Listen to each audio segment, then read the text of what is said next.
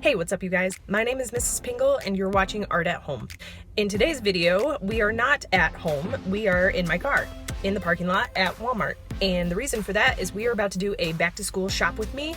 Because of the pandemic, a lot of people are being forced to learn art from home, and that's kind of why I started this whole channel. And due to that, I am asking my students to provide themselves with some very basic art supplies, nothing like crazy fancy, nothing expensive, just basically so that we're not doing a number 2 pencil on lined paper for the whole year.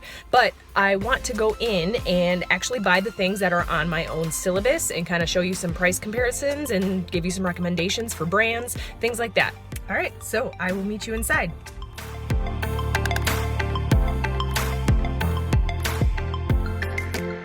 I don't know what it is about school supply shopping, but it always gets me crazy excited for the new school year. It always has, ever since I was little. So I'm starting off in the sketchbook section, and there's a couple different types of paper that I want you to be aware of. This says doodling and sketching, and you get 100 sheets for $3.97. That's going to be good for dry mediums, but over here this says drawing and painting, and you get 60 sheets. It's $5.97, but that's going to be more ideal because it's more versatile. Over here we have 20 sheets for $3.97, and this is that really good Strathmore brand, and that is a brand that I have used a lot before, so I recommend that. However, this one is probably your best deal. This is $2.97 and it's mixed media, 80 sheets, and it doesn't matter if it's a little bit on the smaller side, so that's probably your best bet. We have some cute options over here though. This is that kind of Palm Beach sort of aesthetic that's kind of popular right now. This one I don't recommend, and the reason why is not because it's 50 sheets, it is because of that binding. The papers will fall out. I guarantee they will fall out. They always do. So try to avoid that. Get a spiral bound one if you can. Like this, that's a good option. Or this one, a little bit on the bigger side. This one's got a cool pattern to it. $5.97 for that one. $6.47 for that one. So you don't need to necessarily spend a lot on a sketchbook though. Like some of these are more on the expensive side. Watercolor obviously is ideal for watercolor, but ooh, this one's kind of cute. I have not seen these ones before that are just like narrow like that. That would be super good for watercolor, like exercises or value scales, things like that. Whatever you do though, just make sure you're reading the cover and buying a sketchbook that is suitable for what you're trying to do with it. Here are the acrylic paints, and I love these because these are literally 50 cents a bottle and you can choose whatever colors you need. You could even get away with just primary colors because you can mix those to make the secondary colors. If you buy a big one, buy a white. White is the one that goes the fastest, trust me, because you mix it with other colors and you use it by itself. So get a big white one if you're gonna buy separates, or just get this pack. This is the one that I have on my optional supplies in my syllabus. That is a really good starter pack for acrylic paints. Here are some assorted brushes. We got $5.63 for this one. It's good to get a mix of pointed tips and flat tips because then you get to vary up your brush stroke quite a bit. So the pointed ones are good for doing really detailed line work, whereas the flat tops are good for doing like a base layer or background brush strokes. So it's good to get a mix of those because you don't want to necessarily paint a sky with a pointed tip. It's going to take way too long. These are the ones that people literally fight over because they are really nice and delicate and create really intricate lines. And over here we have a graphite pencil set for $5.97. This would be ideal if you're gonna splurge on one thing. Get a graphite pencil set that literally has these codes here, 4H through 8B. So really nice and dark to really nice and light. And up here we have a palette, a savable palette, so that you can mix paints and then save them and they won't dry out. This is cool because you get a white eraser and some blending stumps along with a pencil sharpener, so that's a good deal. $7.47 for that. Here is just a set of those blending stumps that I was talking about. These are really good for making like a nice, smooth, kind of smoky value, and you don't have to use as much pencil control if you're going to use one of these.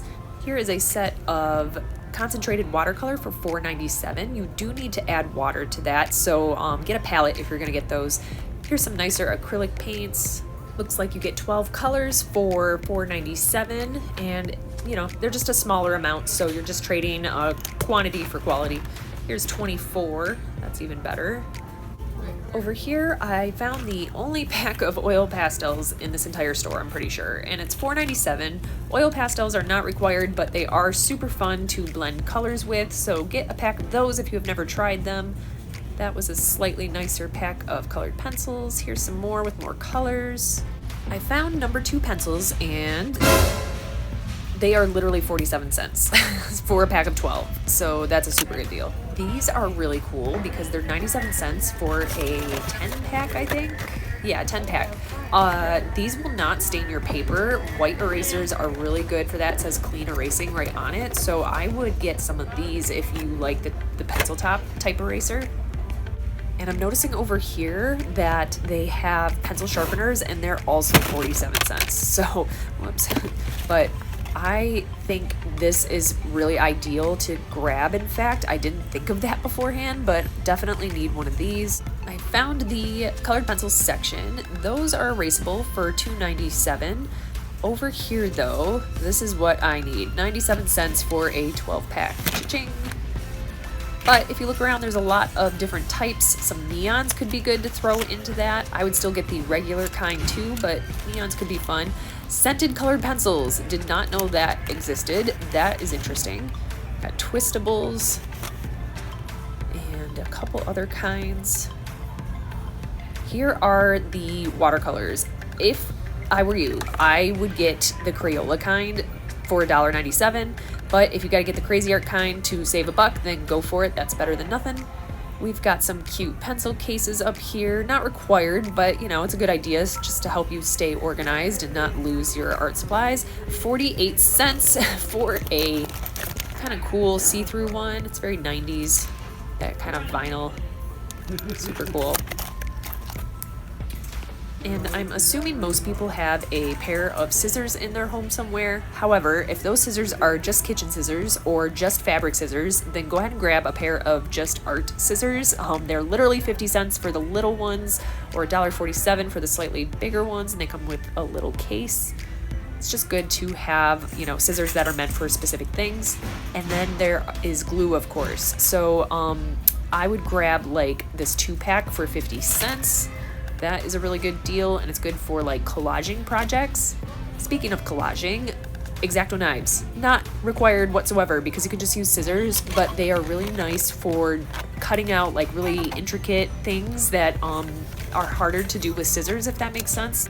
Rulers are not required because there are online rulers that are actually to scale on your screen, but for 47 cents you can get an actual ruler that you can also use as a straight edge to make nice straight lines for thumbnail boxes or anything that you're drawing.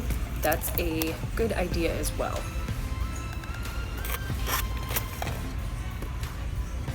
One last thing, if you're working with a laptop and you don't have a mouse, please get yourself a mouse. They're $13.88 and it will just make your whole life way more efficient and take way less time to navigate in your computer. I'm back. Walmart was popping today. Everybody and their mother went shopping, but I got everything on my list and then some because I'm never one to stick to just my shopping list. You know, I kind of let the store tell me what I need and that's how it goes. Anyway, I'm going to go over what it is that I bought at home because I ended up buying something else that wasn't on my list and I don't want that to throw off the price. So I'll see you back at home. We are back. The first thing I want to show you guys is something that I actually didn't have on my list because it's not for you guys, it's for me. I just got this big beautiful whiteboard that I'm using to kind of make like cue cards for videos with longer intros and outros and such. But I got a colorful pack of Expo markers because originally I thought I don't need colors, I just need black. No, I need colors. What was I thinking? So I got some of these, and in addition to that, I got my 12 count Crayola colored pencil set, classic. I have my pink pearl erasers. These are okay, but to be honest, I'm not a super fan of the pink erasers, largely because a lot of times if you get overzealous with them, they will leave like pink stains on your paper, which is not good because you can't erase those. But I mean, they're better than nothing, obviously. And the only white erasers I saw were those little pencil cap erasers and one that came in that graphite pencil set. But if you can't get your hands on a white eraser, I highly recommend that. But these are fine. And there's 3 of them, so, you know, bonus. Share them with your siblings, or you just have extras in case you lose it. The next thing I got is this 8-count watercolor set by Crayola, and this is really nice actually because the pans are a lot bigger than they used to be. I'm used to the little like oval pans, but these are nice because you get extra color, and let's see, you don't see all the colors with the label, but I'll go ahead and take that out. So you get these colors, and also a brush, which is excellent, so you didn't have to buy any extra brushes unless you wanted to. The next thing is, of course, I got the really cheap set of 12 wooden pencils. Like I said before though, if you can and you have a little bit of extra money to splurge on something, get a graphite pencil set, not like just the number 2s that are all HB. In fact, I'll take one of these out right now and show you what I'm talking about in case you haven't seen my other videos.